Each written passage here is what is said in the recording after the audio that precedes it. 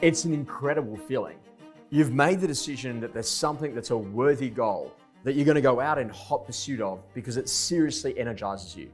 It might be getting married, it might be having a baby, it might be buying a car, it might be getting a house, it might be actually changing a new job, it might be something else, literally just getting a faster running time. Whatever it is, you actually seek out on this peak and climb towards it on a daily basis.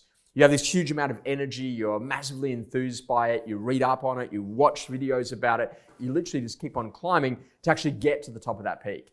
But sometimes in life, if we're not climbing towards a peak, then naturally we've hit a plateau. And a plateau is like literally an okay place to be if you've actually made the decision to be there.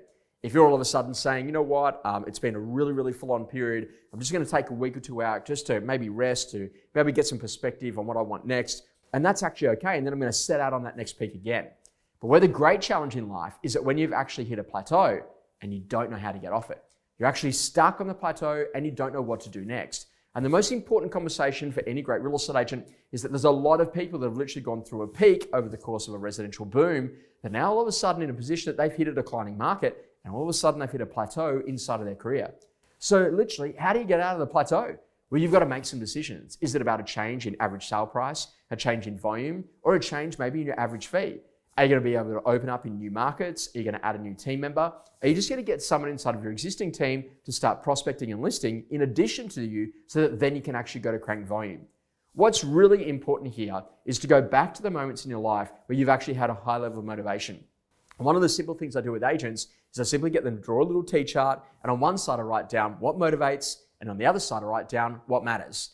Now, what are the things that matter? Maybe a great family life, maybe great health, maybe some great financial stability and security, maybe making sure that you're doing meaningful work. But what are the things that actually really motivate you? So if you went back over the course of the last year, 2, 3, 4, 5 years, and you had a quick look about all of those moments in your life when you were literally at your most motivated, what was it that got you to that level of motivation? And maybe, for example, it could be simple things like going and getting a tea or a coffee or a juice with a great friend, going to a great restaurant. Maybe it could be more complex things like literally setting yourself out on some sort of task to go and run a marathon or climb a mountain or do something that literally is kind of crazy. The most important part is to know ultimately what motivates and what really matters. Because if you're clear about the things that motivate you, then you can literally turn to that list of all of those items, choose 1 or 2 of them and get motivated again and get back on track climbing towards your peak.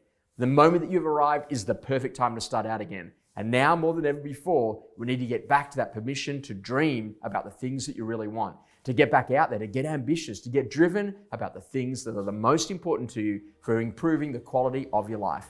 You do that, you'll be an incredible agent.